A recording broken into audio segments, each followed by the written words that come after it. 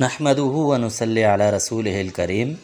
معزز خواتین و حضرات، 5 کام ایسے ہیں جن کو کرنے سے، جن کی زیارت سے، جن کو دیکھنے سے اور جن کے کرنے سے اللہ تبارک و تعالی انسان کی دعاؤں کو قبول فرماتے ہیں۔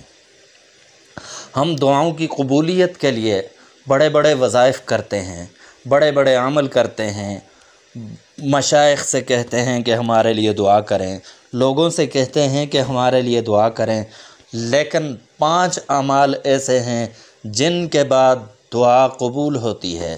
بہت ہی اہم اعمال ہیں۔ پہلا عمل یہ ہے کہ قرآن پاک کی زیارت کرنا۔ ابھی تلاوت نہیں کی، محبت کے ساتھ صرف زیارت کی ہے تو اللہ تبارک و تعالی سے مانگیں، اللہ تبارک و تعالی دعاؤں کو قبول فرماتے ہیں۔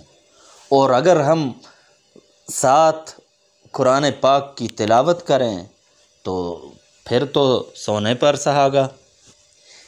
نمبر 2، دوسرا کام، بیت اللہ کی زیارت۔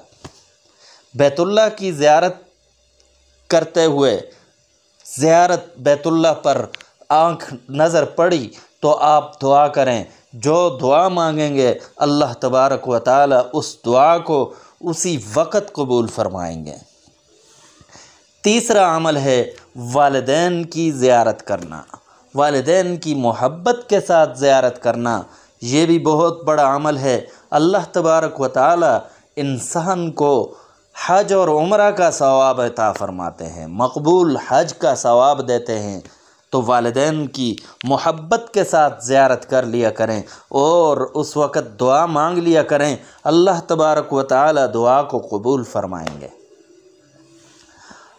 چوتھا عمل یہ ہے کہ اہل اللہ کی زیارت کرنا، علماء حق کی زیارت کرنا۔ علماء حق جن کو اللہ تبارک و تعالی نے نبی کا وارث بنایا ہے۔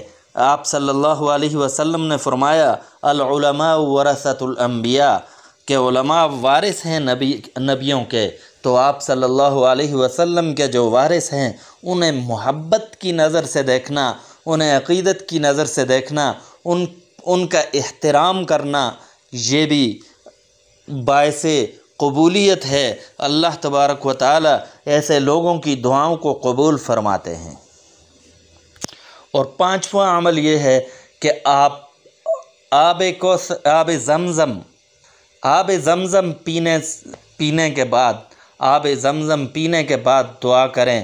آب زمزم پیتے ہوئے دعا کریں کہ اللہ اس سے میری بیماریوں کو شفا دیں، تو اس نیت سے پئیں کہ بیماریاں شفا ہوں، تو بیماریاں شفا ہو جاتی ہیں۔ ان آب زمزم کو پیتے ہوئے دعا کریں۔ یہ وہ آب زمزم ہے جسے اتنی بڑی فضیلت حاصل ہے کہ آپ صلی اللہ علیہ وسلم سے پہلے تو اس کی فضیلت تھی ہی تھی، لیکن آپ صلی اللہ علیہ وسلم نے اپنا لعاب دہن جب اس پانی کے اندر ڈال دیا تو اس پانی کی فضیلت اور بڑھ گئی، اور اتنی بڑی فضیلت والا پانی ہے کہ اللہ تبارک و تعالی نے جب آپ صلی اللہ علیہ وسلم کے شق مبارک کو چاک کر کے سینے کو اور اندر سے دل کو دھونے کے لیے فرشتوں کو بھیجا تو جنت سے پانی نہیں بھیجا۔